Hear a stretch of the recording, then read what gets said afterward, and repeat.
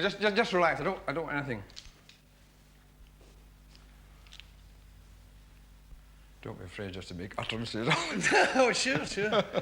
No, I'm very interested. Good. But at some point in the proceedings, I want you to go. That's Thank you very much. That's great. That'll do. Everyone used to say, what is he doing when he's doing that? It took me years to find out.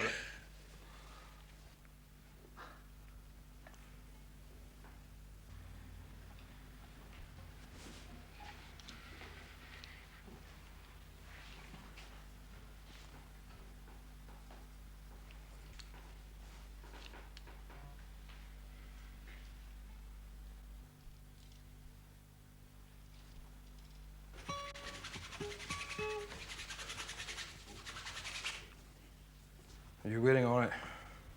Oh, I'm fine. Can't feel my legs, doctor.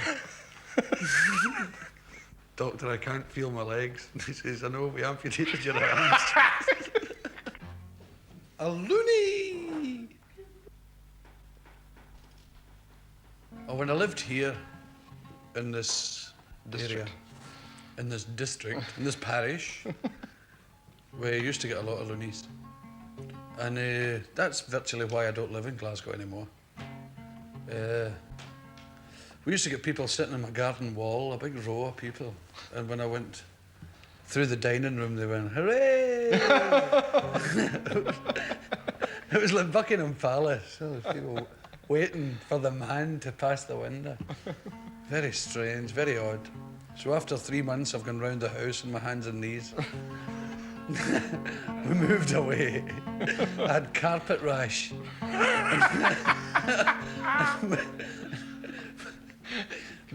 the Axminster syndrome, and we moved to the country.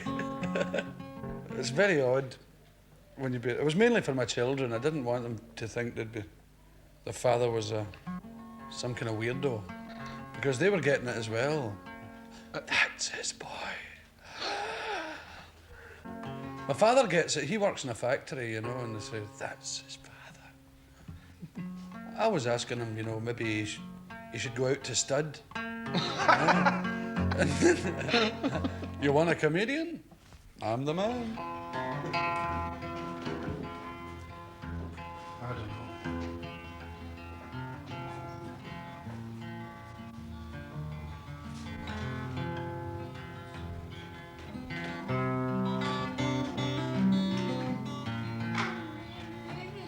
Yeah.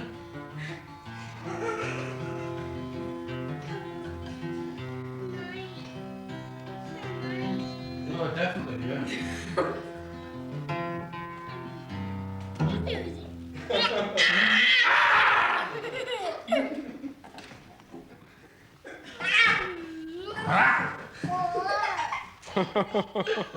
What's happening?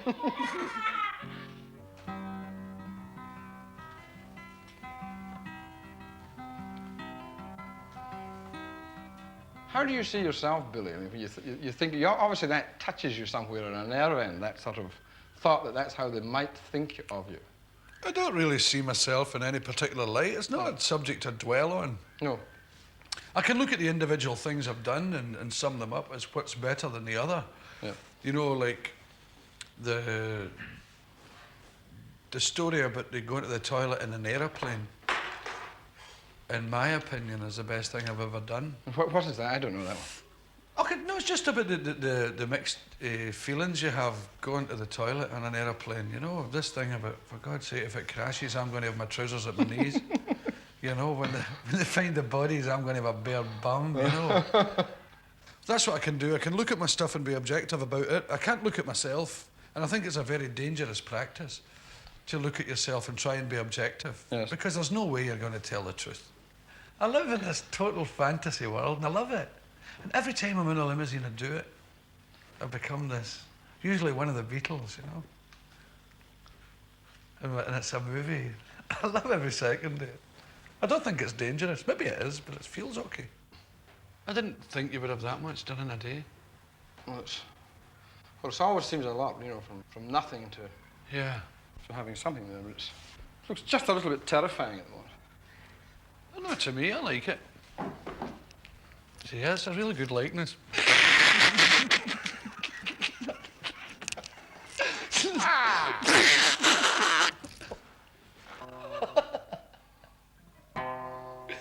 has the most profound effect on people, that, when you do it. Is that right?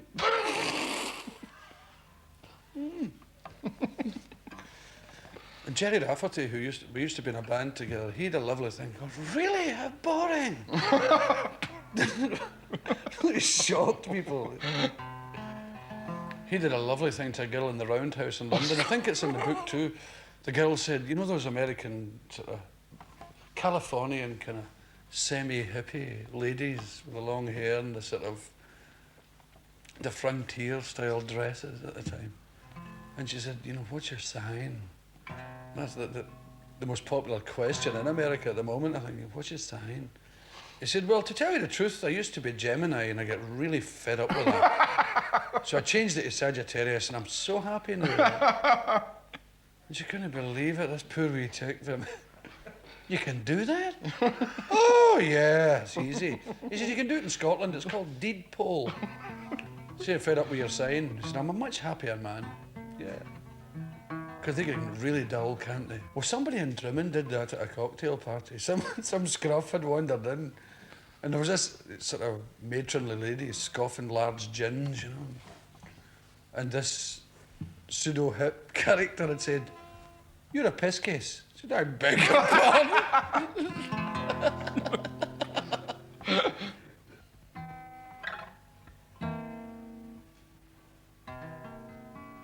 The mouth the shape of the wine glass.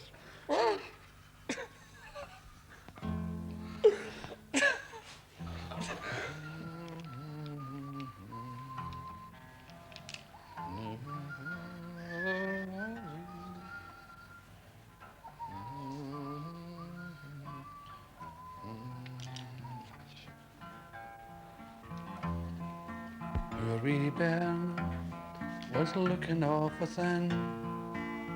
A rickle of bones covered her waist skin. Now she's getting a wee double chin. She's sucking cool dusk candy. Holly bally, holly bally, sitting on her mammy's knee, weeping for her wee Bobby. Buy some cool dusk. It's amazing how that wee song has lasted, Oh, isn't it's it? a lovely song. There's an amazing history of a great tradition of folk song in Scotland. An amazing tradition. But I think instrumentally, the Irish, they play it more naturally than the Scots. They play their folk music more naturally than the Scots play theirs. Because we came through all that Reformation nonsense. As regards musical instruments and the way you played and the way you spoke the language and the types of songs you could and couldn't sing. They refer to me in London as that Scotsman. Yeah. When you're part of a nation of 5 million people, it's kind of odd. You can very, very quickly become a professional Scot. It's the easiest trap in the world. And it can happen not only to comedians and singers, but to writers, and I'm sure Sandy would agree, to artists. Yeah. They become a Scottish artist as opposed to an artist. Apart from the fact that most Londoners believe that Scotsmen have a self-destruct button. You know? Which they managed to find about 10:30. You know? Yeah, they're given a sealed envelope every morning not to be opened until 10:30. That tells them where the button is. And then they press the button and turn to rubber. Scotland's littered, the streets of London are littered with rubber Scotsmen folding up on pavements. Distorted voices. But it is odd being a Scottish entertainer or a star, if you like, or a Scottish celebrity. And I suppose it's the same when you're Welsh or Irish. It doesn't seem to happen to the English. Nobody ever says that English artist or that English comedian. I suppose it's the accent really gives you this incredibly strong identity, plus the old self-destruct button at night time, with this tradition of Scottish drinking, you know. Americans can never believe it when you order a whiskey and a beer at the same time. Yeah. You know?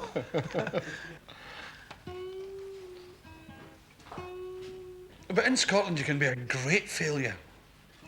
The ultimate is to become hugely successful. But for some people, but unfortunately, they're a very vocal part of the community. Like the people who write into newspapers, who write letters in my honest opinion, are freakish. But people do take them seriously and take that as a consensus of Scottish opinion. But they love losers. You know, the epitome being be a huge success, hit the bottle, blow all your money away, and be found on a pavement somewhere in the Dying rain. of TB. Aye, tuberculosis is a very popular one, and the alcoholism, you know, but always in the rain with an old coat on, and give away your gold albums to a Salvation Army girl who was kind to you, right, and be buried in the rain with nobody there, in a pauper's grave that they can all visit because they knew it was happening but didn't come. Right? Do you fancy it? Oh yeah, well that's the way I'm going to do it.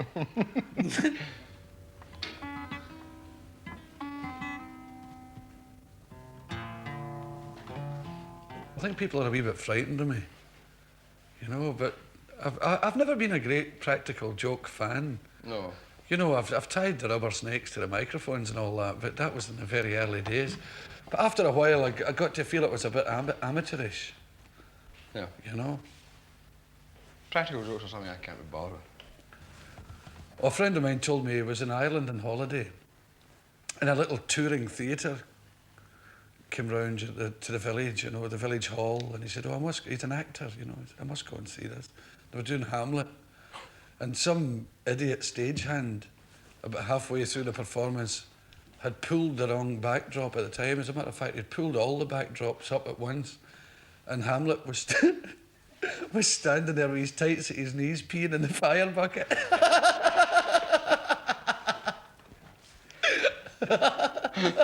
Scenes we'd like to see.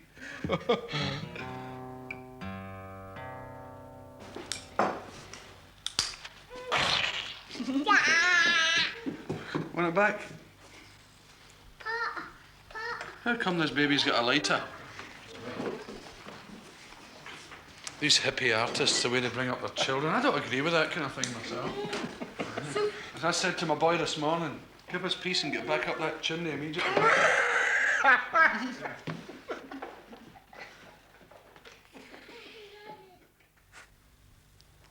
was speaking to a guy in Partick the other day, and he said, "Did you hear about?" He says, "All the apostles were sitting in a tavern, and they all had Chinese takeaway dinners. They're all getting they're beasting into these Chinese takeaways, and Jesus walked in, and he went up to Peter. He said, "Hey, what's happening here? Where did all the Chinese carryouts come from?" Peter says, "Oh, Judas bought them. He says he came into some money."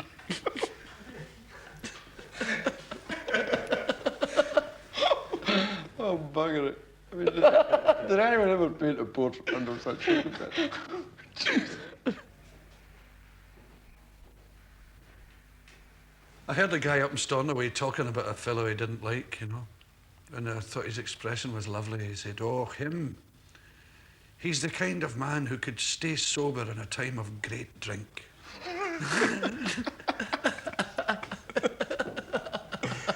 It really appealed to me as a lifelong boozer who'd only learned to walk upright that morning.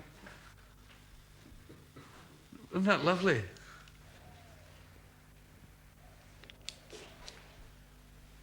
Well, it allows me that bit of extra distance, and I see the thing suddenly as almost like a stranger seeing it.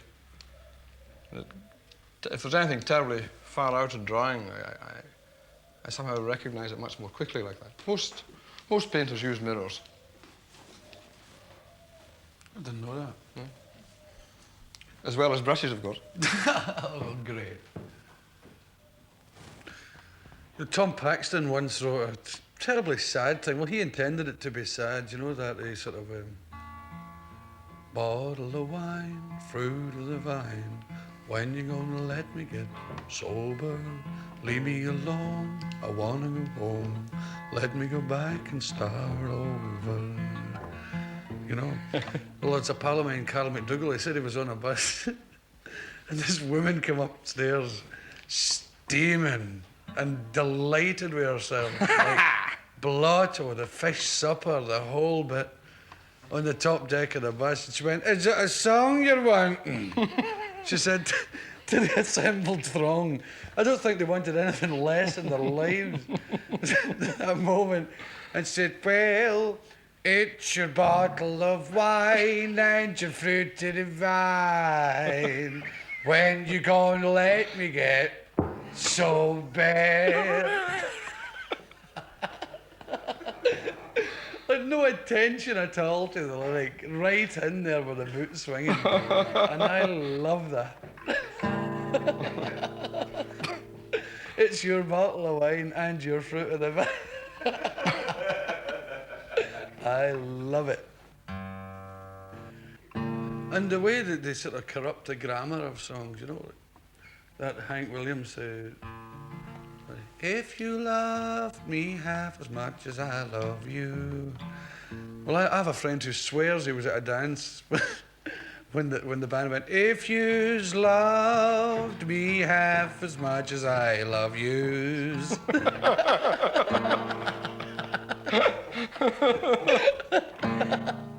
Oh, do yous love me? Do yous really love me?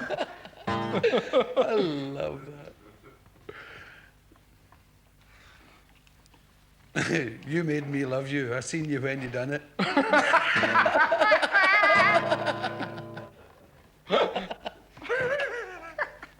I'll never make it. I have no idea why they're funny or why Liverpool people are funny. And they're the exact same. Liverpudlians are very, very funny. Of course, the two cities are very similar. Yeah, but why should it be so? They are just funny people.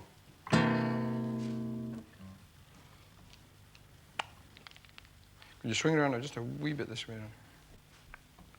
You know, and sometimes it can be sort of sad, really. Some of the stories they tell are really quite, they would tug at your heartstrings and you're funny, you know. Like, remember when I first heard that one about the High Court judge saying to the woman in the dock, "And tell me, why did you shoot your husband with a bow and arrow?"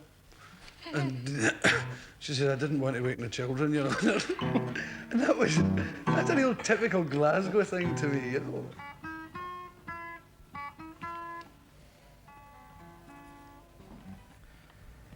A good portrait painter, it's the first 20 minutes that count. Really? And with a great one, it's the last 20 minutes. Oh, yeah. This is the sort of thing that does occur in a painting. I mean, a painting for me is finished when I have exhausted myself on it, when I feel that the painting language has said all I feel it can. And I mean, this is a painting of you as a person. Stop. All right, I won't give you any more of the sales pattern. But sometimes one has to explain to people that a painting isn't the same as a photograph. And if I've left that looking like that, it's because I like it like that. And I don't think making that more like your hand is me. What about, I spend 450 quid on a guitar and you leave it looking like a Japanese copy of an orange box. Now, come on, a bit of flash. It's mine! It's all mine! Mine!